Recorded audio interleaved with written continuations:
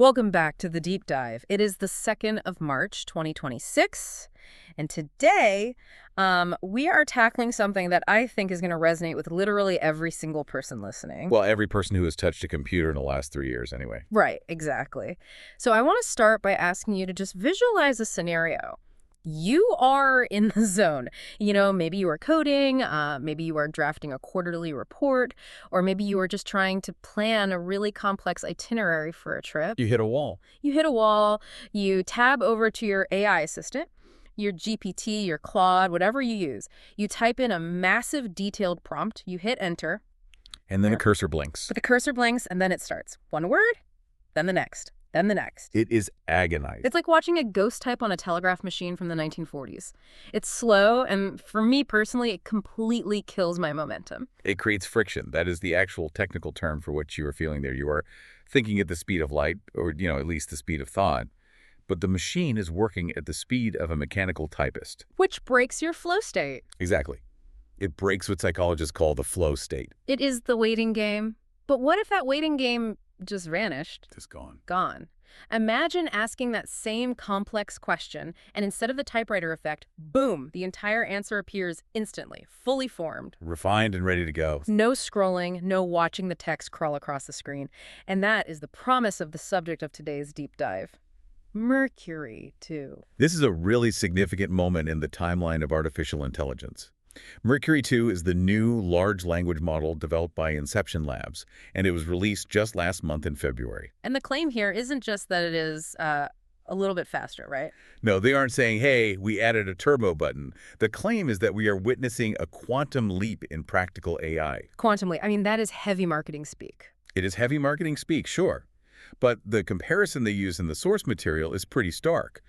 They say moving from current models to Mercury 2 is like moving from driving a golf cart to launching a SpaceX rocket. Okay, that is a massive claim. Very massive. So our mission today is to unpack that.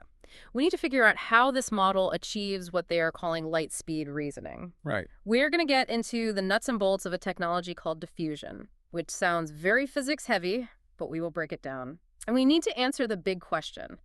Is this just hype, or does it actually change how we use computers? And to do that, we really have to look at the science. Yeah.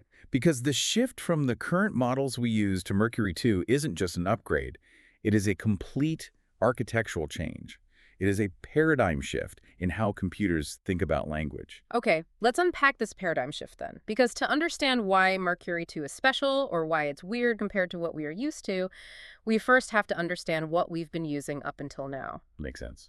You mentioned that the current tech, things like GPT 5.2 Mini or Claude 4.5 Haiku, they operate in a specific way. Right. So the models we have been using for the last few years are what we call autoregressive models, or AR for short. And that is the typist. Precisely. Think of it this way. When an autoregressive model answers a question, it is generating text sequentially. It predicts the first word, then uses that word to predict the second word, and so on. It is token by token. So it literally cannot know the end of the sentence before it finishes the beginning. Exactly. It is linear. The analogy I like to use is building a brick wall. You have to lay the bottom row before you can lay the next one. You can't start at the roof. You can't build the top of the wall first, and you certainly can't build the whole wall at the exact same time. You are bound by the sequence of time and gravity. And I assume the downside there is strictly speed, because you can only lay bricks so fast. Speed is the obvious bottleneck, yes. But there is also a hidden issue called error accumulation. Error accumulation, that sounds ominous. It is a problem with the linear approach. If the model makes a slight error in judgment on the fifth word, maybe it picks a slightly wrong tone or a logical fallacy, it is stuck with that error for the rest of the sentence. Oh, because it already laid the brick. Right. It paints itself into a corner. Yeah. Because it is committed to the sequence. It can't go back and fix the foundation once the wall is built on top of it. Okay, so that is the status quo, the typist, Right. the bricklayer. Now enter Mercury 2. The sources describe this as a diffusion model. Yes. Now, I have heard of diffusion before, but usually when people are talking about image generators, right, like Midjourney or DALL-E or Sora. That is exactly where the inspiration comes from, and this is where it gets really fascinating. The researchers at Inception Labs, who have deep roots in Stanford, specifically referencing work by Hull et al. Back in 2020, They asked a question. What was the question? What if we treated text generation the same way we treat image generation? So instead of a typist, we have a painter. Correct. Imagine a painter standing in front of a canvas. They don't paint the top left corner in perfect detail and then slowly work their way down to the bottom right. No, absolutely not. They sketch the whole thing out roughly. They block in the shapes, then they refine the lighting, then they add the details. They work on the whole canvas at once. Exactly. Mercury 2 starts with what is called a noisy draft. A noisy draft? What does that even look like for text? Imagine a chaotic sketch of the entire answer, the whole paragraph, the whole code block, all at once. But it is full of static, random characters, garbled words, noise. It looks like gibberish. Okay. Then in a series of parallel steps, it denoises the text. It refines the whole thing simultaneously. So it takes a block of static and sculpts it into Shakespeare. Or into Python code, whatever you ask for. I really love the analogy the sources used comparing it to a chef. The autoregressive model is like a chef who fries one slice of potato, puts it on the plate, then fries the next slice, then the next. Which is a terrible way to cook a meal. Right. While Mercury 2 is a chef who throws all the ingredients in the pan and cooks the entire dish at once. That is a great way to visualize it. And technically, this is achieved using a transformer as a denoiser. There's a forward process where data is turned into noise, and a reverse process where the model learns to turn that noise back into clear data. But wait, I have to stop you there. I get how this works for images. An image is a grid of pixels. You can change a pixel from dark blue to light blue gradually, but text is discrete. Yes, it is. A word is a word. You can't have a word that is half cat and half dog. It is either cat or dog. You have hit on the massive engineering hurdle they had to clear. Text is discrete. Adapting that image diffusion work, referencing the work by Austin et al. From 2021 to discrete text was incredibly difficult. I can imagine. They had to figure out how to apply denoising math to categorical data, but they cracked it. And because they cracked it, they unlocked something called mid-generation reasoning. Mid-generation reasoning. That sounds like a superpower. What does it mean practically? It means the model can see the whole picture while it is creating it. Because it is refining the entire answer at once, it can evaluate and correct itself during the generation process. Oh, wow. It's not blindly following the previous word. It can look at the conclusion of your essay and the introduction at the same time and ensure they match. That is wild. So it is basically editing itself before it even finishes writing. Exactly. It is drafting and editing simultaneously across the entire document. Well, let's get into the numbers then, because fast is a subjective word. My definition of fast and a Formula One driver's definition of fast are different. But the benchmarks here are honestly ridiculous. We really are. When we look at throughput, which is basically how much text the model can pump out per second, Mercury 2 is clocking in at over 1,000 tokens per second on NVIDIA Blackwell GPUs. 1,000 tokens per second. Okay, for the listener who doesn't live in the benchmarks, give us the comparison. What are the other guys doing? So if we look at the table data provided in the reports, a very fast competitor like Claude 4.5 Haiku, which is known for being snappy, is doing about 89 tokens per second. GPT 5.2 Mini is around 71 tokens per second. Whoa. So we are talking about a 10x difference. Roughly 10 times faster than the optimized competitors, yes. It is the difference between reading a page of a book in a minute versus blinking and having read the page. But usually in technology, when you get that kind of speed, you pay for it somewhere else. There is no free lunch. If I want the fastest car, I pay the most money. Is Mercury 2 going to bankrupt anyone who uses it? That is the surprise. It is actually cheaper. The cost is listed at 25 cents per million input tokens. Wait, 25 cents? That sounds incredibly low. It is. That is roughly half the cost of many of its direct competitors. How is that even possible? If it is doing all this complex denoising and mid-generation reasoning, shouldn't it burn more compute? It comes down to hardware efficiency. Huh?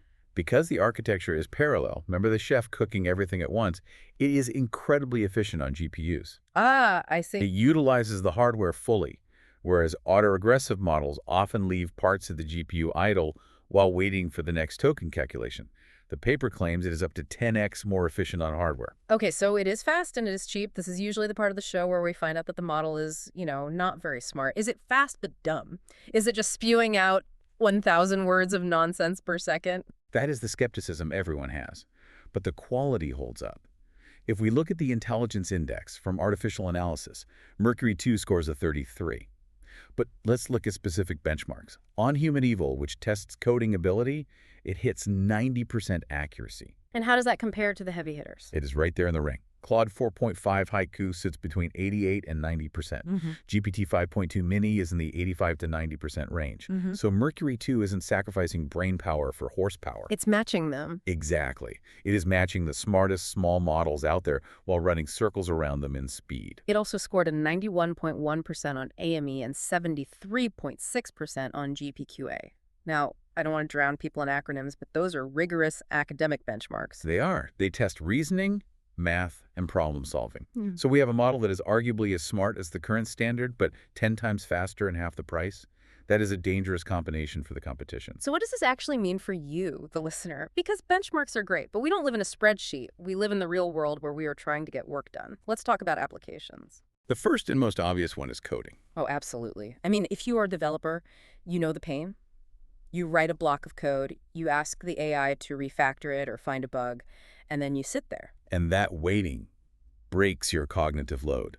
Imagine an assistant that auto-completes or refactors entire massive blocks of code instantly, in literally a quarter of a second. It removes the friction entirely. It changes programming from a stop-and-go process to a continuous flow. It is almost like the AI becomes an extension of your own thought process rather than a tool you have to operate. Exactly. And that extends to voice interactions too. This is a huge one. We've all tried talking to voice assistants, and there's that awkward pause. You say, "Hey, computer, what is the weather in Tokyo?" And then you wait. And you wait, and then it says, "It is raining." Right. That thinking pause makes it feel like you are talking to a machine. It kills the illusion of conversation. With Mercury 2, because the latency is effectively zero, you can have a fluid, natural dialogue. The answer is ready the moment you stop speaking. It enables real-time voice agents that actually feel human. That is going to be huge for customer service, for translation, for gaming NPCs. Imagine a video game character that talks back instantly. And then there is the concept of agents. This is where things get really interesting for enterprise.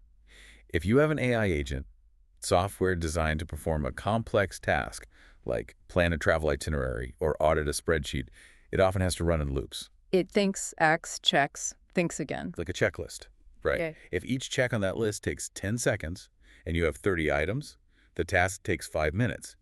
If each step is instant, the task is done in seconds. Speed equals capability in that context. There was a quote from Stefano Erman, the CEO of Inception Labs, that really nails this. He said, "AI is only useful if it runs in production." If it runs in production, I like that. It is grounded. It emphasizes that theoretical brilliance doesn't matter if it is too slow or too expensive for a business to actually use. Mercury 2 is targeting that production viability. However, we are the deep dive, and we don't just drink the Kool-Aid. We have to look at the other side of the coin. This all sounds perfect, but there have to be hurdles. You don't just overhaul the entire architecture of AI without hitting some bumps. No, absolutely not. And the sources point out some significant technical challenges. The first is simply adoption. The entire AI industry has spent the last few years building infrastructure for autoregressive models. Right, everything is optimized for the typist. Exactly. Moving to diffusion requires retraining workflows. It requires adapting systems. You can't just plug this in and expect it to work exactly like GPT-4 without some engineering. There is a switching cost. It takes time to turn the ship. Correct. Then there's the issue of scalability and who controls this tech. Training these diffusion models on massive clusters is incredibly expensive. It requires specialized hardware, those NVIDIA Blackwell chips we mentioned. So it is hard for independent developers to replicate this from scratch. It creates a moat where only the big players with the massive compute budgets can play at the foundational level. And speaking of massive compute, we have to talk about energy. We mentioned it as efficient per token. I feel like there is a but coming. It is the classic Jevons paradox. If you make a resource cheaper and more efficient, people don't use less of it, they use more. Right. If gas becomes cheap, people drive more. Exactly. If AI generation becomes 10 times cheaper and instant, the demand is going to skyrocket. We're going to be generating way more text, way more code, way more analysis. So the total energy consumption on GPUs could actually go up. Raising major environmental concerns. The need for green AI isn't going away just because the model architecture is efficient. That makes sense. We solve one bottleneck, we create another one at the power plant. Now, there was one feature mentioned in the notes that actually sounded like a solution to some problems, or at least a really cool toggle. It was called tunable reasoning. This is a fascinating capability unique to this diffusion architecture. Because the model refines the answer over several steps, remember the painter adding detail, you can actually adjust how much thinking the model does. So I can tell it to stop early. Yes, you can tell it, I need a quick, dirty draft, give it to me in 2 steps. Or you can say, I need you to spend more cycles, refining this to perfection, give me 64 steps. That is really useful. Sometimes I just need a quick idea for a headline, and sometimes I need a legally binding contract. Being able to turn a dial for that is great. It gives the user control over the quality versus speed trade-off. With autoregressive models, you just get what you get. With Mercury 2, you can decide how much compute you want to spend on a specific problem. It connects back to that idea of the painter. You can ask for a sketch on a napkin, or you can ask for a masterpiece in the gallery. Exactly. And that flexibility is something we haven't really had before in LLMs. So, bringing this all together, we are looking at Mercury 2. It is February 2026. Inception Labs has dropped this thing. It is using diffusion, pinking answers instead of typing them. It is fast, it is cheap, and it is backed by NVIDIA hardware and Stanford research. It proves that the future of AI is parallel. We are moving away from the sequential weighting game. And for anyone listening, whether you are a coder, an entrepreneur, or just someone who loves tech, the implication is clear. The barrier between having a thought and getting an AI response is about to vanish. That friction we talked about at the start. Gone. Gone. Yeah. And that changes how we think. When the tool is instant, it stops being a tool and starts being a partner. It becomes a seamless extension of your workflow. I want to leave you with a thought to mull over. Something that stuck with me when we were reading about this noisy draft concept. Coding. If Mercury 2 works by taking chaos, static, noise, and refining it into clarity, if it paints the answer, are we moving toward computers that essentially imagine solutions rather than just calculating them? That is a profound question. We usually associate calculation with rigid, linear steps. But if the process of generation looks like art, starting with a vague shape and bringing it into focus, maybe the line between calculation and creativity is blurrier than we thought. And if a computer is imagining the answer, what does that mean for human creativity? It might mean we have a new kind of canvas to work on. Something to think about next time you're waiting for that little cursor to blink. Or more accurately, when you aren't waiting for it anymore. Thanks for taking this deep dive with us today. We will catch you on the next one.